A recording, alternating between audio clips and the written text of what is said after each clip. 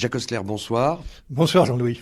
Nouveau numéro de Parlons d'Europe. Les élections, Jacques, les élections du mois de mai semblent être un nouveau départ pour l'Union européenne. Et ce soir, vous avez eu envie de nous présenter le programme de Jean-Claude Juncker. C'est le nouveau président de la Commission européenne. En effet, Jean-Louis, je vais vous parler d'un nouvel élan pour l'Europe. Jean-Claude Juncker a intitulé ses orientations politiques pour la prochaine Commission européenne « Un nouvel élan pour l'Europe, mon programme pour l'emploi, la croissance, l'équité et le changement démocratique ». Voilà ses priorités essentielles dans le titre. Alors ce programme fut présenté à Strasbourg au Parlement européen le 15 juillet 2014 en vue de l'élection de son auteur comme président de la Commission européenne. Il a puisé son inspiration à trois sources. Désigné à cette fonction par le Conseil européen des 26-27 juin 2014, Jean-Claude Juncker a dû intégrer les 4 orientations stratégiques rappelées par Herman Van Rompuy, je vous rappelle, le président du Conseil européen, à l'issue de cette réunion. Devant être élu par le Parlement, c'est sa deuxième source d'inspiration, Juncker a négocié ses orientations avec les présidents des groupes parlementaires et constitue ainsi une coalition tripartite, composée du PPE, Parti populaire européen, des socialistes et des libéraux, dite grande coalition, car elle comprend aussi bien la droite que la gauche européenne, en fait les partis de gouvernement. Alors la convergence des orientations Commission et Parlement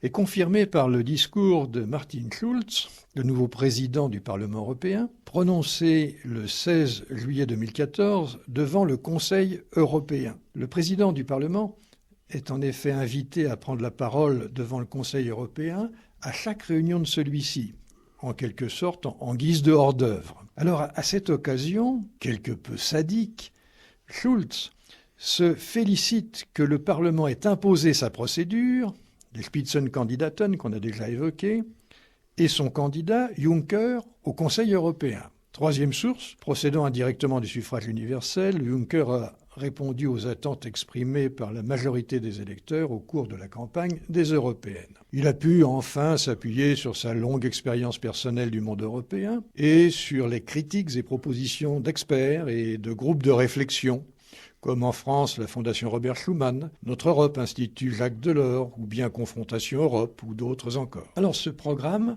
dont nous allons prendre connaissance, comporte 10 domaines. Jacques, après cette mise en situation, passons au cœur du dossier. Eh bien, nous allons commencer, et c'est très naturel, par l'introduction. Juncker rappelle que l'Union européenne a connu la pire crise de son existence. Les institutions européennes et les gouvernements nationaux ont réussi à éviter l'explosion. Et l'Europe renoue progressivement avec la croissance économique et la confiance.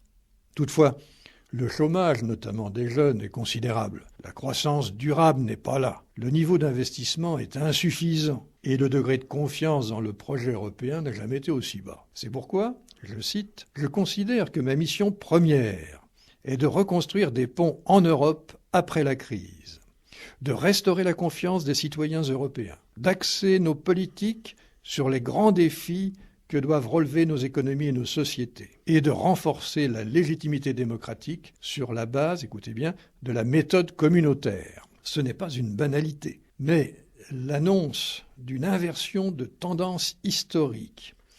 Je l'ai déjà dit, la résistance à la crise, c'est-à-dire la phase pompier, a privilégié la méthode intergouvernementale au détriment de la méthode communautaire, ce qui a amplifié l'effacement antérieur de la Commission face au Conseil européen. Bien sûr, Jean-Claude Juncker ne manque pas de souligner que cette fois c'est différent et que son mode de désignation s'aligne enfin sur les règles et pratiques de la démocratie parlementaire. Il se concentrera sur 10 priorités et, appliquant plus largement le principe de subsidiarité, laissera un espace plus vaste aux États nationaux.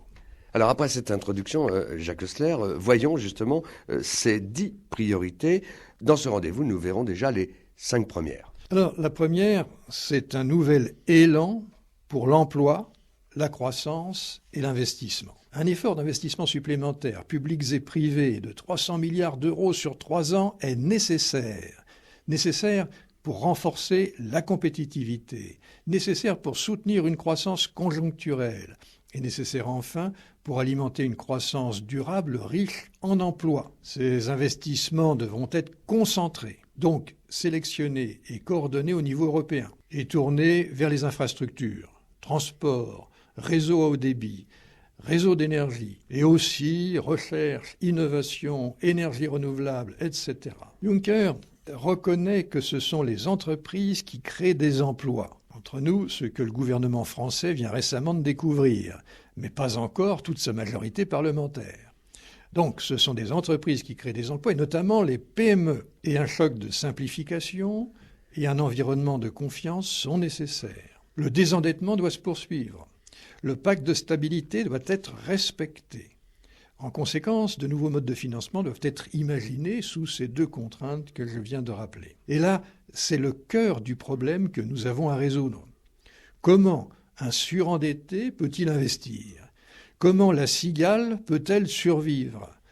La réponse appartient aux fourmis et à l'imagination de Jean-Claude Juncker. La deuxième priorité, c'est un marché unique du numérique connecté. Il faut briser au plus tôt les barrières nationales qui entravent le développement de ce marché européen. Marché qui est très porteur au plan international, mais actuellement dominé par les grandes entreprises américaines. L'enjeu pourrait atteindre 250 milliards d'euros de croissance supplémentaire sur 5 ans. La troisième priorité, une union plus résiliente sur le plan de l'énergie, dotée d'une politique visionnaire en matière de changement climatique. Pour assurer la sécurité de nos approvisionnements, aujourd'hui menacés par la géopolitique, et nous nous comprenons, et réduire notre dépendance énergétique tout en maintenant notre compétitivité. Le défi est important. Hélas, la division des Européens ne l'est pas moins. Nous y parviendrons en renforçant notre efficacité énergétique, en accroissant la part des énergies renouvelables, en luttant contre le réchauffement climatique, en étant solidaires dans l'espace et dans le temps. Quatrième priorité, un marché intérieur plus approfondi et plus équitable, doté d'une base industrielle renforcée.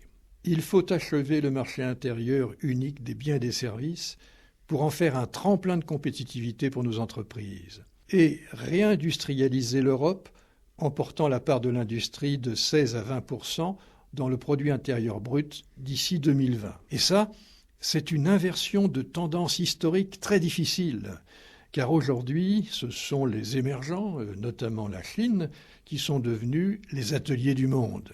Il faut achever l'union bancaire et créer une union des marchés de capitaux qui permettront de mobiliser en volume et en nature les capitaux nécessaires au financement des entreprises, notamment des PME, et d'attirer les investisseurs étrangers. Il faut enfin assurer la mobilité de la main-d'œuvre sans dumping social. Il faut enfin lutter contre la fraude et l'évasion fiscale et mettre en place une taxe sur les transactions financières. Alors Jacques, on a vu 4 des priorités défendues par Jean-Claude Juncker, président de la Commission européenne. La semaine prochaine, nous verrons les 6 derniers points dans un autre numéro. D'ici là, je voudrais quand même rappeler que l'on peut réécouter cette chronique sur un site dédié. Mouvement-européen-lorraine.fr. Merci Jacques, et à dans 15 jours. Au revoir Jean-Louis.